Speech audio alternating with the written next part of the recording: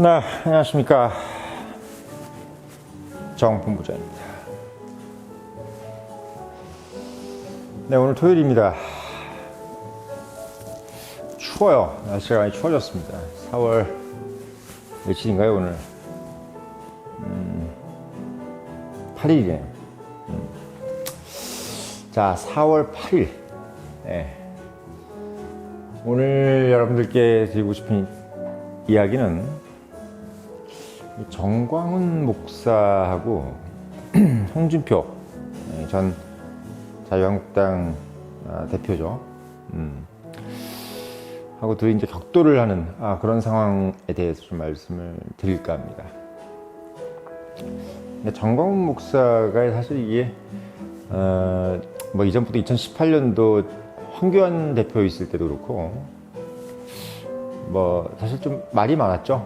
예, 본인이 이제 정권이 이제 민주당 쪽에 돼 있기 때문에 그때는 이제 뭐 지푸라기라도 잡는 심정으로 어떻게 보면 정광훈 목사나 이런 분들이 이제 지표력이 좋다 보니까 또 가지고 있는 유튜브 수라든지 뭐 유튜브 회원 수라든지 이런 것들에 의존을 하기 위해서 어쩔 수 없이 이제 또 광화문 집회 이런 것들을 상당히 또 어떻게 보면 저돌성 있게 하잖아요. 그래서 민주당 쪽 사람들은 그런 집회를 상당히 잘 운영하는데 보수 우파 같은 경우는 그런 부분들을 좀 힘들어하죠. 근데 그런 와중에서 정광훈 목사가 그런 어떤 집회라든지 이런 것들을 상당히 좀 행동력 있게 운영하기 때문에 17년도, 18년도 이럴 때는 정광훈 목사한테 의지를 많이 했어요.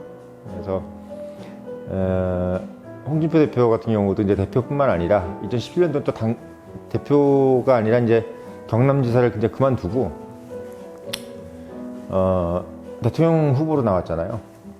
나와가지고 있을 때도 이제 전광훈 이런 분들이 상당히 지원을 했죠.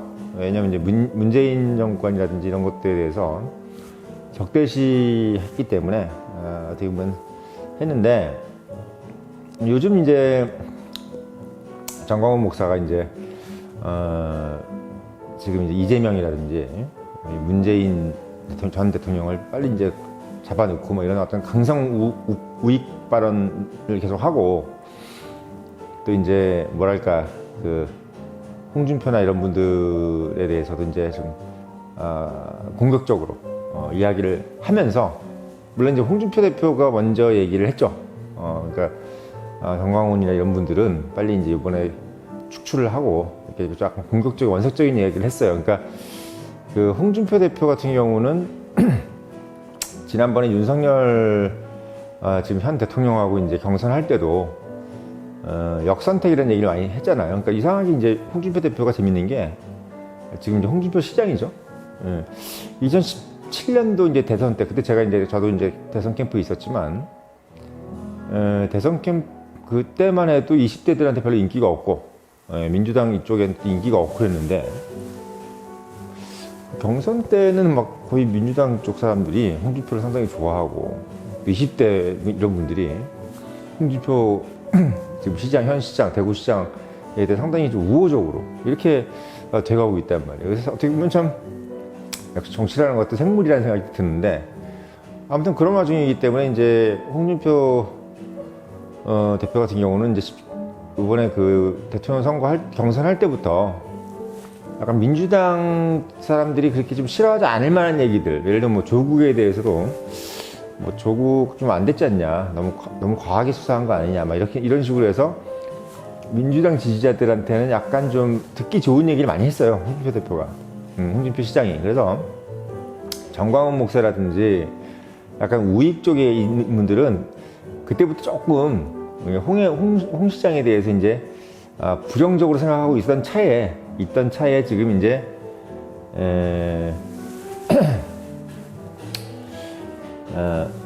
이야기가 나온 겁니다. 제가 봤을 땐 그래요. 그래서 뭐 홍 시장도 이제 제가 어쨌든 대통령 선거할 때 이제 같이 일을 했었고 그다음에 이제 정광훈 목사는 뭐 같이 일을 한 적이 없죠.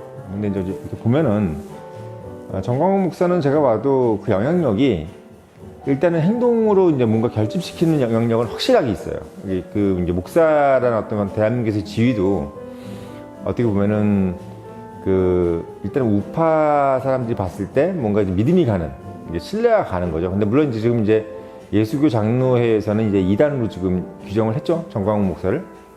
근데 이제 본인이 이제 뭐 아니라고 하니까 자꾸 이제 근데 이제 안 그래도 이제 우리나라는 약간 개신교가 약간 우파 성향이 강하죠.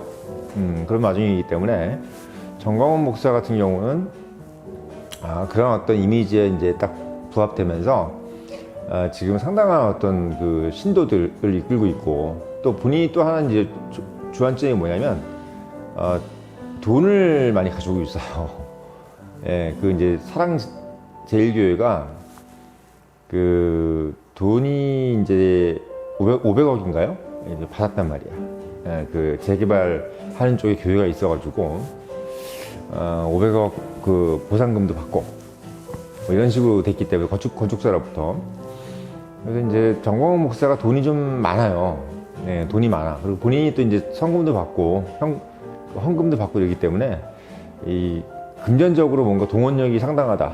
그러니까 인적 동원과 물적 동원이 되는 그런 사람인 거예요. 그래서 지금 뭐 광화문 집회 같은 경우도 본인이 혼자 지금 다 집회를 그냥 성사를 시키고 그걸 또 실행시키는 그런 역할을 하고 있어요. 그래서 다른 어떤 정치인들은 그럴 만한 힘이 없어요, 지금.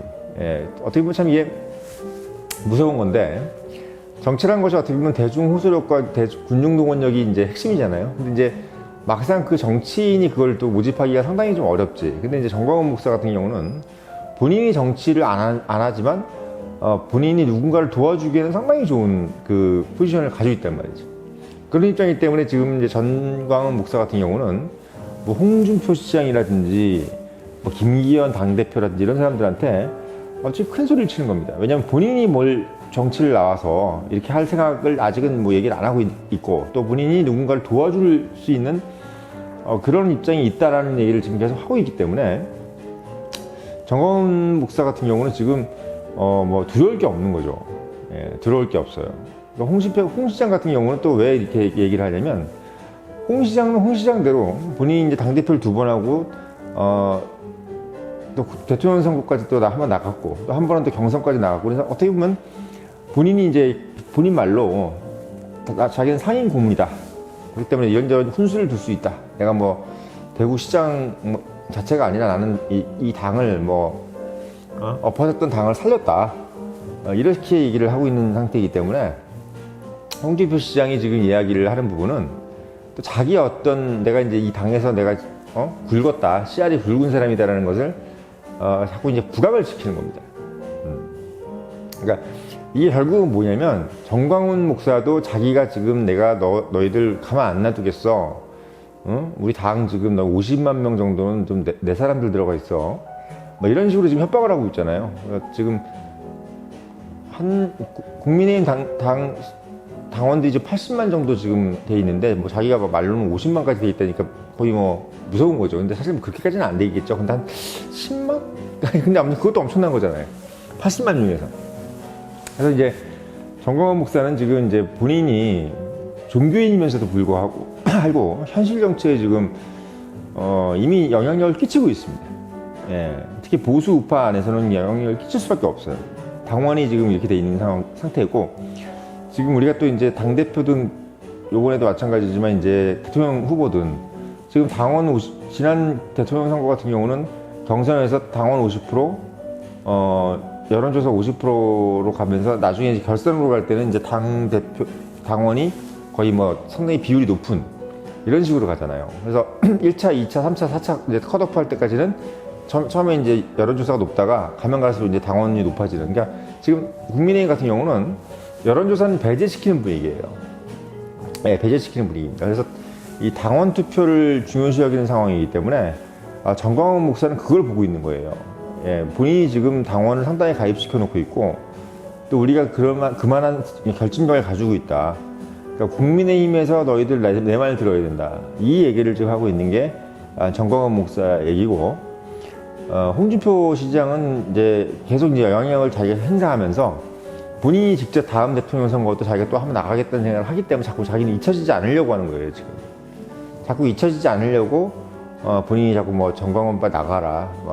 국민의힘에서 정광훈을 제명시켜야 된다, 축출시켜야 된다 이런 얘기를 자꾸 하는 이유가, 그러니까 홍준표 시장 나름대로 당에서의 어떤 정체성에 자기가 상당한 비열을 하고 있다는 것을 일단 부각시키는 거고, 또 하나는 뭐냐면 일단 홍준표 시장도 어쨌든 역선택이라는 얘기를 몇 번 들었던 사람이기 때문에 이 당원 투표 100%로 가면은 홍 시장도 상당히 좀 위험해요.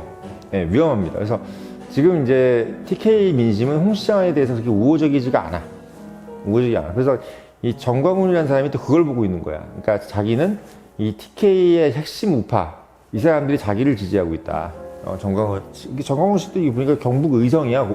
고향이 경북 의성입니다. 그래서 본인이 갖고 있는 그런 지역색도 비슷하고 그런 상황이기 때문에, 홍준표 시장이 갖고 있는 약간 근래 보여줬던 그런 행보는 살짝 역선택, 그리고 이제 민주당, 친민주당 이런 느낌. 그리고 김어준이나 이런 사람들하고 좀 친하고 이런 식이 이제 보여지기 때문에 약간은 지금 어떻게 보면 같은 국민의힘이라든지 우익 중에서, 우파 중에서 홍 시장은 약간 좌쪽에 있는 느낌으로 좀 돼 있는 상황입니다.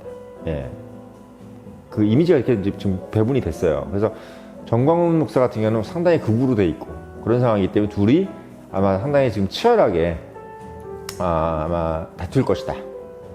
그래서 향후에 이제 예를 들면 윤석열 대통령 이후에 포스트 윤석열의 대권에 둘 다 이제 어느 정도 영향력을 끼치겠다는 얘기인 거예요. 홍준표는 홍준표대로 자기가 혼수하면 누겠다. 내가 이제 뒤에서 뭔가 영향력을 끼치겠다는 얘기고, 정광훈 목사는 정광훈 목사대로 당연히 내가 여기서 영향을 끼치는 사람이지. 한동훈 너 내 말 잘 들어야 돼, 새끼야. 뭐 이런 느낌으로 가고 있는 겁니다. 그래서 그런 느낌에 의해서 지금 서로가 지금 상당히 설전을 벌이고 있고, 그리고 격돌하고 있다는 거. 이게 정치적인 어떤 수가 있다는 것을 여러분들이 알면 좋을 것 같아요. 그래서 제가 그런 부분을 말씀드리려고 오늘 시간을 한번 말씀을 드렸습니다.